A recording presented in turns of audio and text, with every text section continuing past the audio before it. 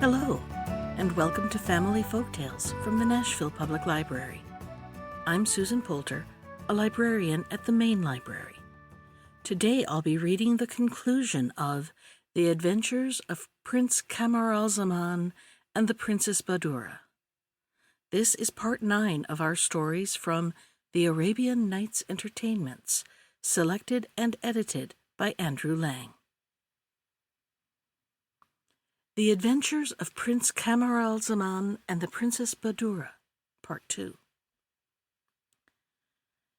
One night, Prince Camaralzaman dreamt that he saw his father lying at the point of death, and saying, "Alas, my son, whom I loved so tenderly, has deserted me and is now causing my death."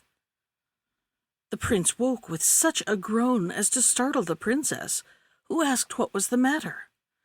"Ah," cried the prince, "at this very moment my father is perhaps no more." And he told his dream. The princess said but little at the time, but next morning she went to the king, and kissing his hand, said, "I have a favor to ask of your majesty, and I beg you to believe that it is in no way prompted by my husband. It is that you will allow us both to visit my father-in-law, King Schahzaman." Sorry though the king felt at the idea of parting with his daughter, he felt her request to be so reasonable that he could not refuse it, and made but one condition, which was that she should only spend 1 year at the court of King Schahzaman, suggesting that in future the young couple should visit their respective parents alternately. The princess brought this good news to her husband, who thanked her tenderly for this fresh proof of her affection. All preparations for the journey were now pressed forwards, and when all was ready, the king accompanied the travelers for some days, after which he took an affectionate leave of his daughter, and charging the prince to take care of her, returned to his capital. The prince and princess journeyed on, and at the end of a month reached a huge meadow interspersed with clumps of big trees which cast a most pleasant shade. As the heat was great, Camaralzaman thought it well to encamp in this cool spot. Accordingly, the tents were pitched, and the princess, entering hers whilst the prince was giving his further orders, removed her girdle, which she placed beside her, and, desiring her women to leave her, lay down and was soon asleep. When the camp was all in order, the prince entered the tent, and, seeing the princess asleep, he sat down near her without speaking. His eyes fell on the girdle, which he took up, and whilst inspecting the precious stones set in it, he noticed a little pouch sewn to the girdle and fastened by a loop. He touched it and felt something hard within. Curious as to what this might be, he opened the pouch and found a carnelian, engraved with various figures and strange characters. "This carnelian must be something very precious," thought he, "or my wife would not wear it on her person with so much care." In truth, it was a talisman which the Queen of China had given her daughter, telling her it would ensure her happiness as long as she carried it about her. The better to examine the stone, the prince stepped to the open doorway of the tent. As he stood there holding it in the open palm of his hand, a bird suddenly swooped down, picked the stone up in its beak, and flew away with it. Imagine the prince's dismay at losing a thing by which his wife evidently set such store. The bird, having secured its prey, flew off some yards and alighted on the ground, holding the talisman in its beak. Prince Camaralzaman advanced, hoping the bird would drop it, but as soon as he approached, the thief fluttered on a little further still. He continued his pursuit, till the bird suddenly swallowed the stone and took a longer flight than before. The prince then hoped to kill it with a stone, but the more hotly he pursued, the further flew the bird. In this fashion he was led on by hill and dale through the entire day, and when night came, The tiresome creature roosted on the top of a very high tree where it could rest in safety. The prince, in despair at all his useless trouble, began to think whether he had better return to the camp. But, thought he, how shall I find my way back? Must I go uphill or down? I should certainly lose my way in the dark, even if my strength held out. Overwhelmed by hunger, thirst, fatigue, and sleep, he ended by spending the night at the foot of the tree. Next morning Camaralzaman woke up before the bird left its perch, and no sooner did it take flight than he followed it again with as little success as the previous day, only stopping to eat some herbs and fruit he found by the way. In this fashion he spent 10 days, following the bird all day and spending the night at the foot of a tree, whilst it roosted on the topmost bough. On the 11th day the bird and prince reached a large town, and as soon as they were close to its walls, the bird took a sudden and higher flight, and was shortly completely out of sight, whilst Camaralzaman felt in despair at having to give up all hopes of ever recovering the talisman of the Princess Badoura. Much cast down, he entered the town, which was built near the sea and had a fine harbor. He walked about the streets for a long time, not knowing where to go. But at length, as he walked near the seashore, he found a garden door open and walked in. The gardener, a good old man, who was at work, happened to look up, and seeing a stranger whom he recognized by his dress as a Muslim, told him to come in at once and to shut the door. Camaralzaman did as he was bid, and inquired why this precaution was taken. "Because," said the gardener, "I see that you are a stranger and a Muslim, and this town is almost entirely inhabited by idolaters who hate and persecute all of our faith. It seems almost a miracle that has led you to this house, and I am indeed glad that you have found a place of safety." Camaralzaman warmly thanked the kind old man for offering him shelter, and was about to say more, but the gardener interrupted him with, "Leave compliments alone. You are weary and must be hungry. Come in, eat, and rest." So saying, he led the prince into his cottage, and after satisfying his hunger, begged to learn the cause of his arrival. Camaralzaman told him all without disguise, and ended by inquiring the shortest way to his father's capital. "For," added he, "if I tried to rejoin the princess, how should I find her after 11 days' separation? Perhaps, indeed, she may be no longer alive." At this terrible thought, he burst into tears. The gardener informed Camaralzaman that they were quite a year's land journey to any Mohammedan country, but that there was a much shorter route by sea to the Ebony Island, from whence the Isles of the Children of Khaledan could be easily reached, and that a ship sailed once a year for the Ebony Island, by which he might get so far as his very home. "If only you had arrived a few days sooner," he said, "you might have embarked at once. As it is, you must now wait till next year, but if you care to stay with me, I offer you my house, such as it is, with all my heart." Prince Camaralzaman thought himself lucky to find some place of refuge, and gladly accepted the gardener's offer. He spent his days working in the garden, and his nights thinking of and sighing for his beloved wife. Let us now see what has become during this time of the Princess Badoura. On first waking, she was much surprised not to find the prince near her.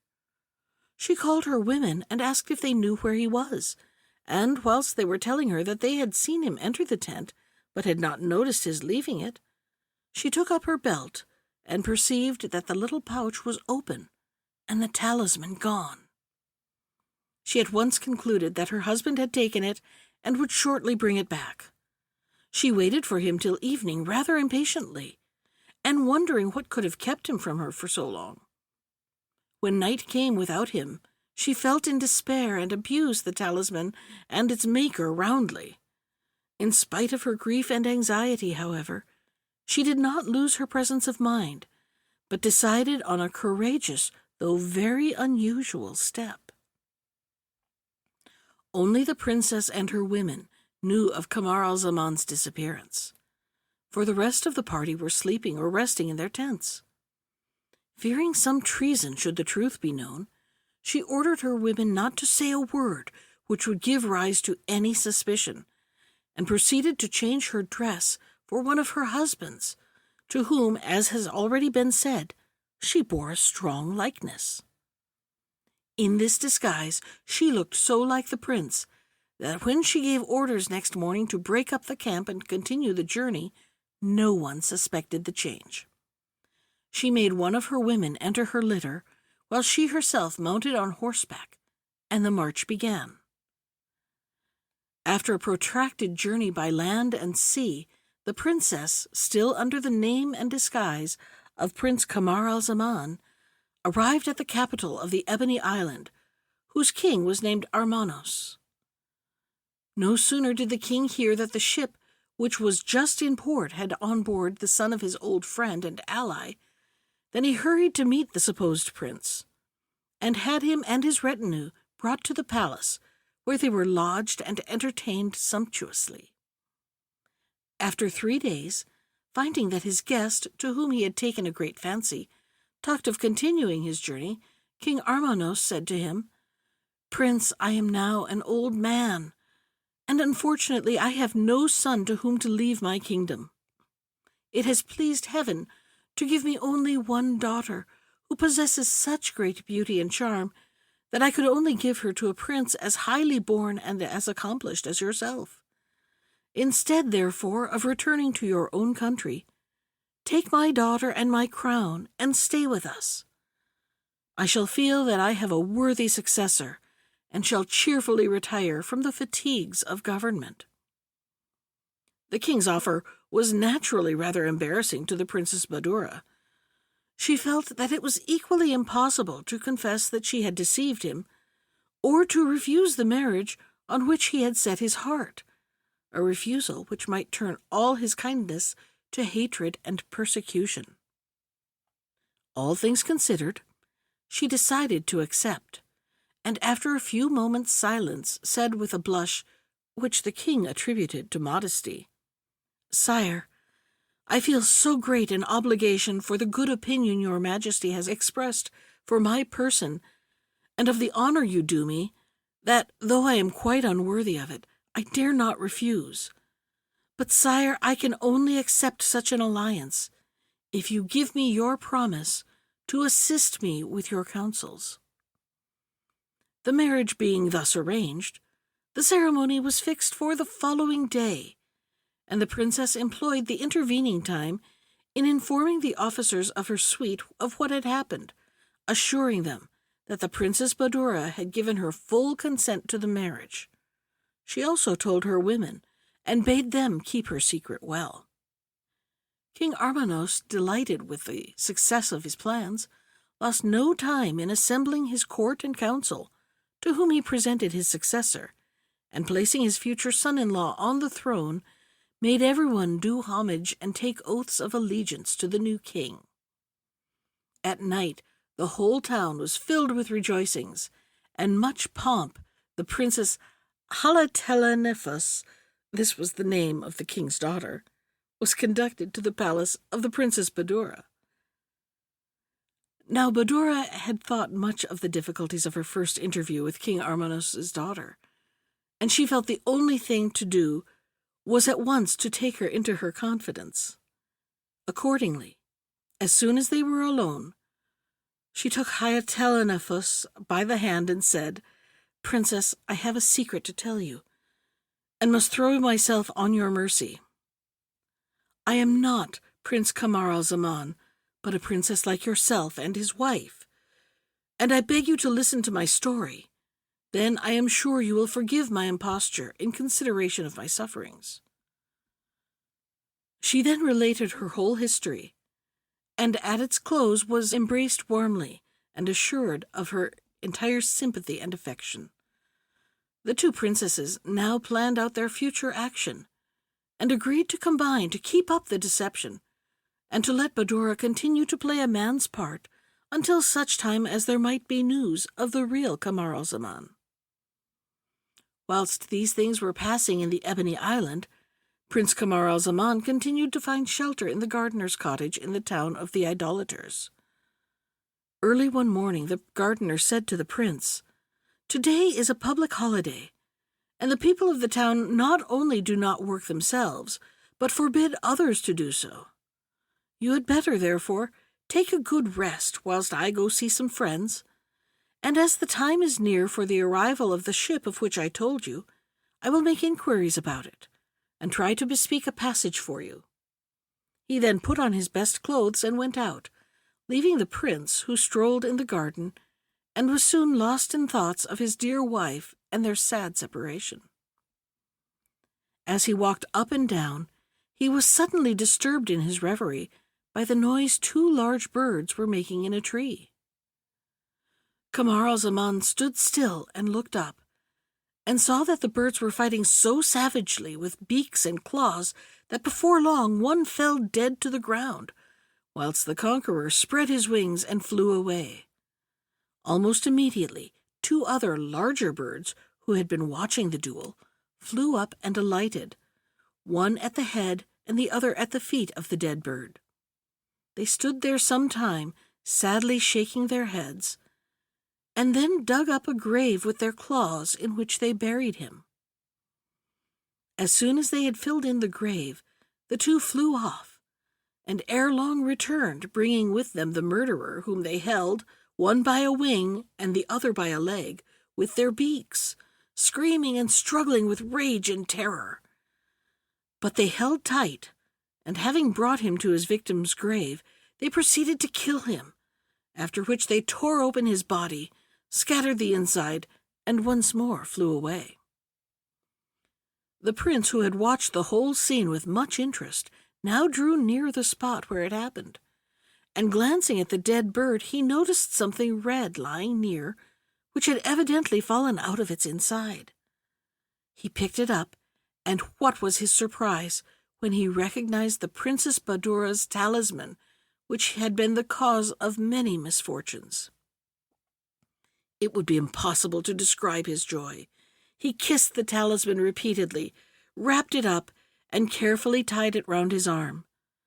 For the first time since his separation from the princess, he had a good night, and next morning he was up at daybreak, and went cheerfully to ask what work he should do. The gardener told him to cut down an old fruit tree, which had quite died away, and Camaralzaman took an axe and fell to vigorously. As he was hacking at one of the roots, the axe struck on something hard. On pushing away the earth, he discovered a large slab of bronze, under which was disclosed a staircase with 10 steps.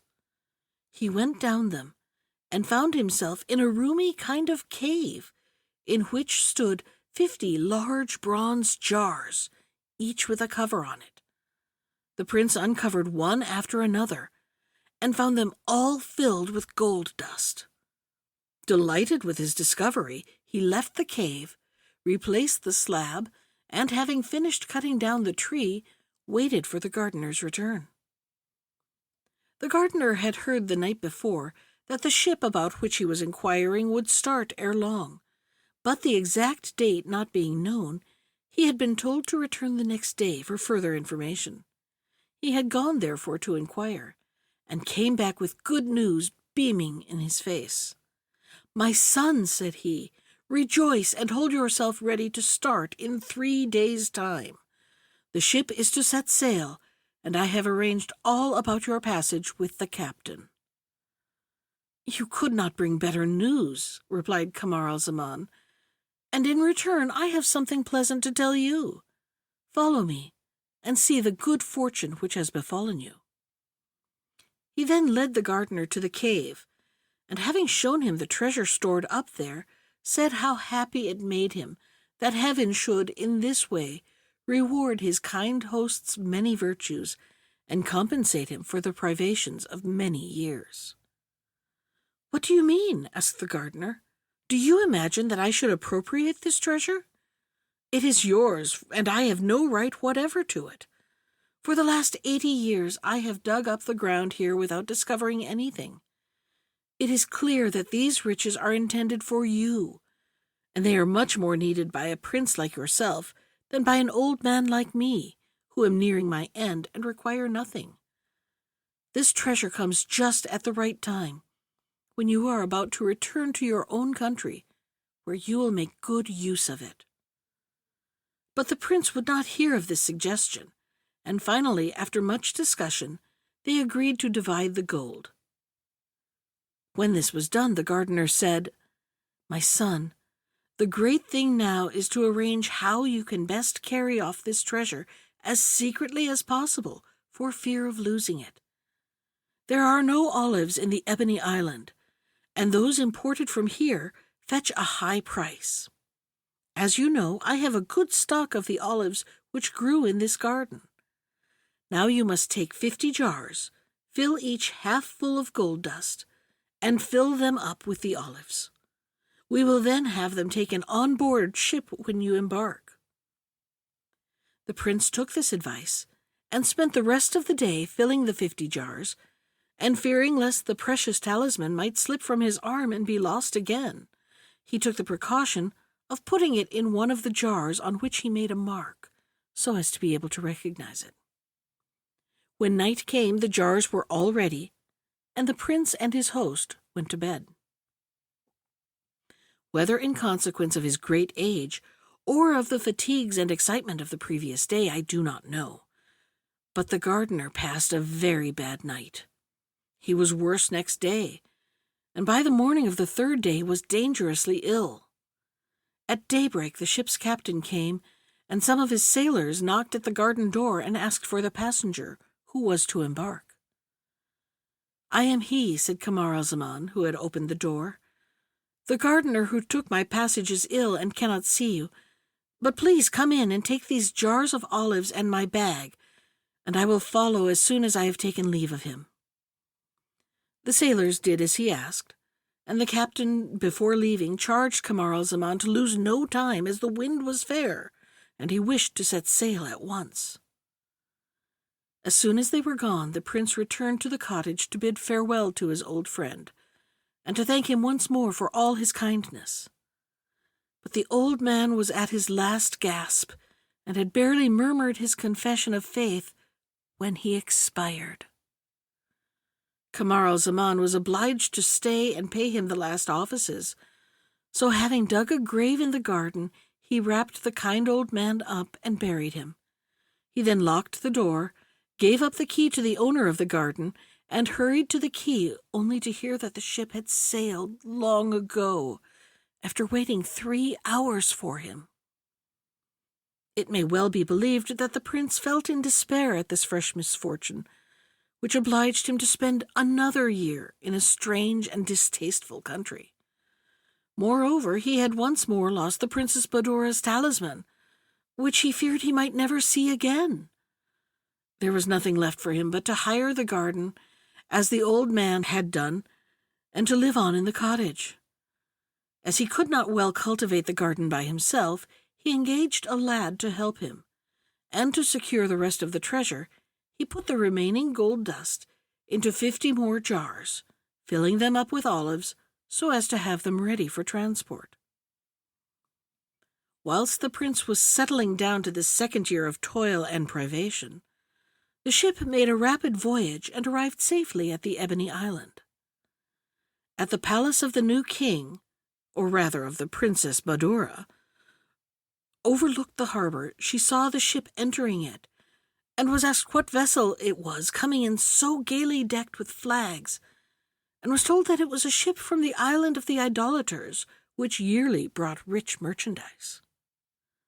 The princess, ever on the lookout for any chance of news of her beloved husband, went down to the harbor, attended by some officers of the court, and arrived just as the captain was landing.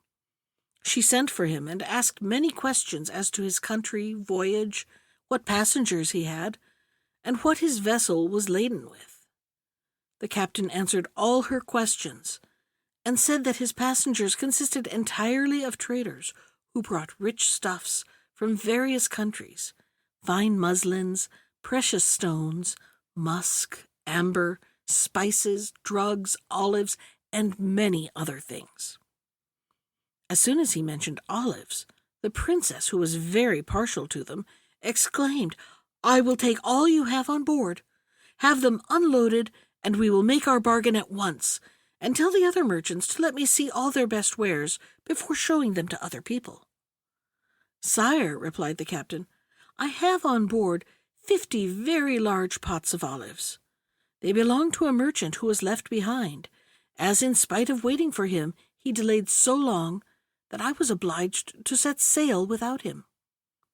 "Never mind," said the princess, "unload them all the same, and we will arrange the price." The captain accordingly sent his boat off to the ship, and it soon returned laden with the 50 pots of olives. The princess asked what they might be worth. "Sire," replied the captain, "the merchant is very poor. Your majesty will not overpay him if you give him 1,000 pieces of silver." "In order to satisfy him, and as he is so poor," said the princess, "I will order 1,000 pieces of gold to be given you, which you will be sure to remit to him." So saying, she gave orders for the payment and returned to the palace, having the jars carried before her. When evening came, the Princess Badoura retired to the inner part of the palace, and going to the apartments of the other princess, she had the 50 jars of olives brought to her. She opened one to let her friend taste the olives, and to taste them herself. But great was her surprise when, on pouring some into a dish, she found them all powdered with gold dust. "What an adventure! How extraordinary!" she cried. Then she had the other jars opened, and was more and more surprised to find the olives in each jar mixed with gold dust. But when at length her talisman was discovered in one of the jars, her emotion was so great that she fainted away. The second princess and her women hastened to restore her, and as soon as she recovered consciousness, she covered the precious talisman with kisses. Then, dismissing the attendants, she said to her friend, "You will have guessed, my dear, that it was the sight of this talisman which has moved me so deeply. This was the cause of my separation from my dear husband, and now I am convinced it will be the means of our reunion." As soon as it was light next day, the Princess Badoura sent for the captain, and made further inquiries about the merchant who owned the olive jars she had bought. In reply, the captain told her all he knew of the place where the young man lived, and how, after engaging his passage, he came to be left behind. "If that is the case," said the princess, "you must set sail at once and go back for him.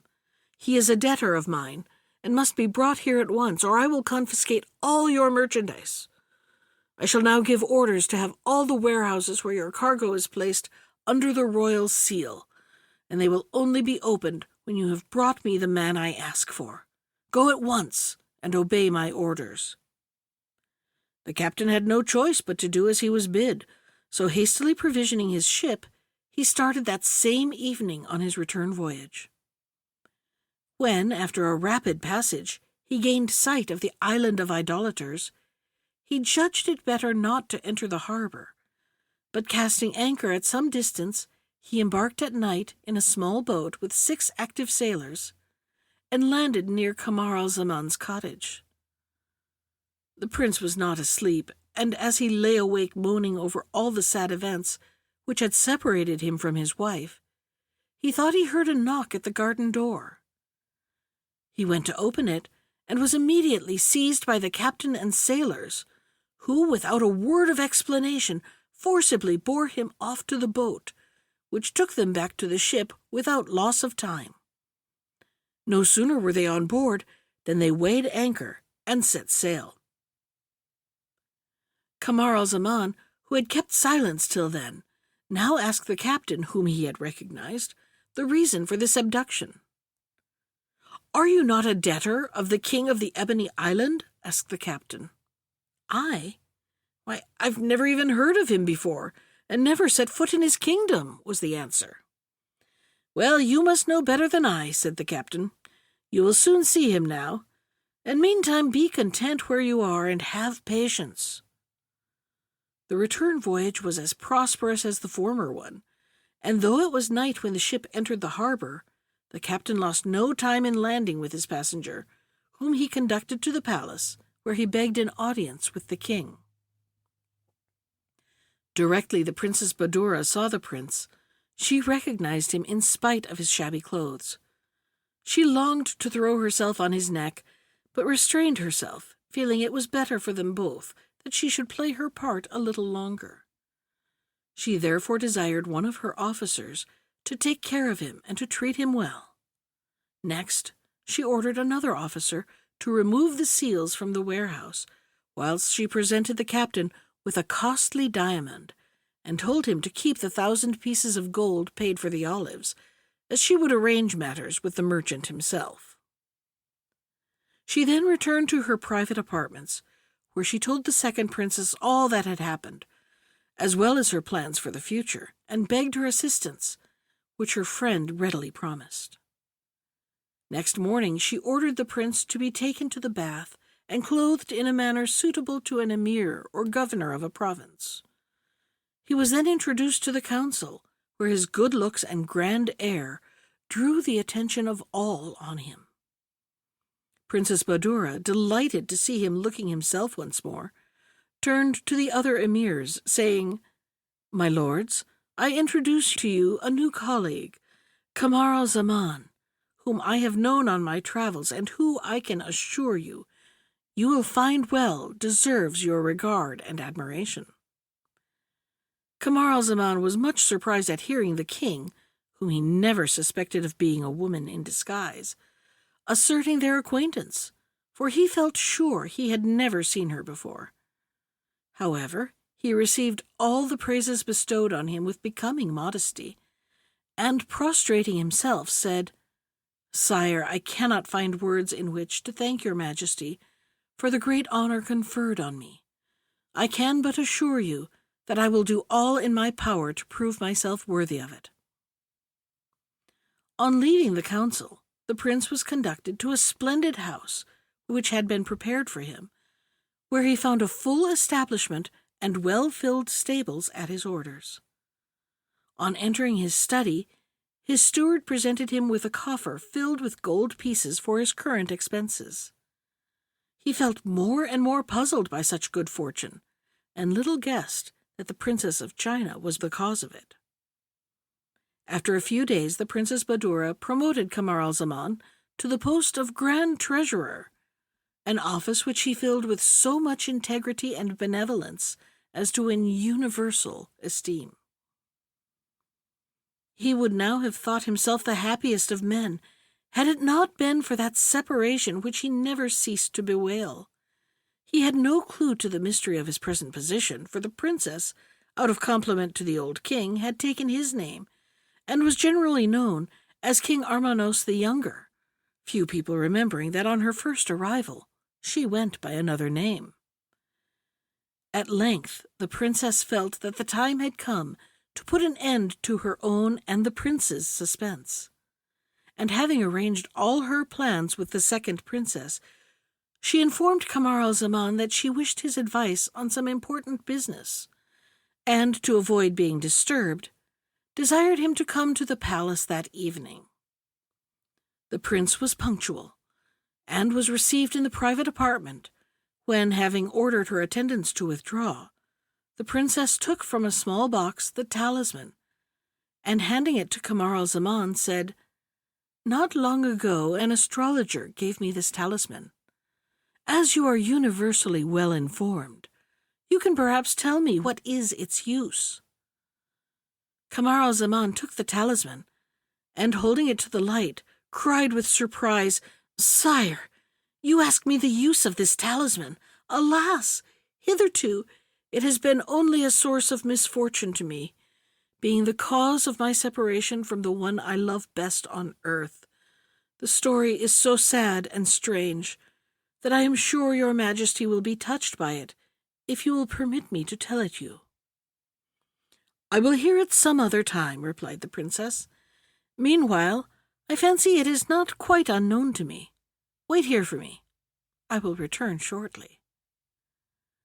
So saying, she retired to another room, where she hastily changed her masculine attire for that of a woman, and after putting on the girdle she wore the day they parted, returned to Camaralzaman.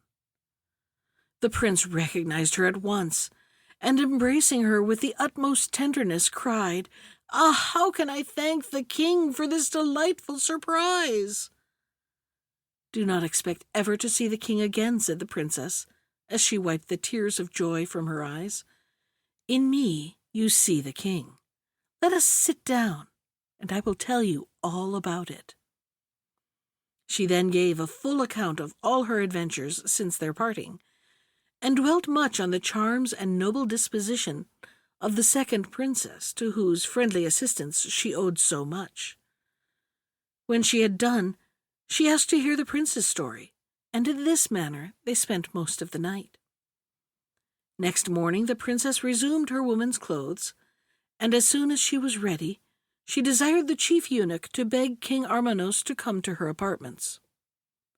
When the king arrived, great was his surprise at finding a strange lady in company of the grand treasurer, who had no actual right to enter the private apartment. Seating himself, he asked for the king. "Sire," said the princess, "yesterday I was the king. Today I am only the Princess of China, and wife to the real Prince Camaralzaman, son of King Shahzaman, and I trust that when your majesty shall have heard our story, you will not condemn the innocent deception I have been obliged to practice." The king consented to listen, and did so with marked surprise. At the close of her narrative, the princess said, "Sire, as our religion allows a man to have more than one wife, I would beg your majesty to give your daughter in marriage to Prince Camaralzaman. I gladly yield to her the precedence and title of queen, in recognition of the debt of gratitude which I owe her." King Armanos heard the princess with surprise and admiration. Then, turning to Camaralzaman, he said, "My son, as your wife, the Princess Badoura, whom I have hitherto looked on as my son-in-law, consents to share your hand and affections with my daughter, I have only to ask if this marriage is agreeable to you, and if you will consent to accept the crown which the Princess Badoura deserves to wear all her life, but which she prefers to resign for love of you." "Sire," replied Camaralzaman, "I can refuse your majesty nothing." Accordingly, Camaralzaman was duly proclaimed king, and as duly married with all pomp to the second princess, with whose beauty, talents, and affections he had every reason to be pleased. The two queens lived in true sisterly harmony together, and after a time each presented King Camaralzaman with a son, whose births were celebrated throughout the kingdom with the utmost rejoicing. That was the conclusion of The Adventures of Prince Camaralzaman and the Princess Badoura, from the Arabian Nights Entertainments, selected and edited by Andrew Lang. Special thanks to Ginger Sands for our theme music. You can find more of Ginger's music at iTunes or on her website at www.gingersands.com. And if you'd like to comment on today's story, send me an email. I can be reached at susan.poulter, that's Poulter, at nashville.gov. Thanks for listening.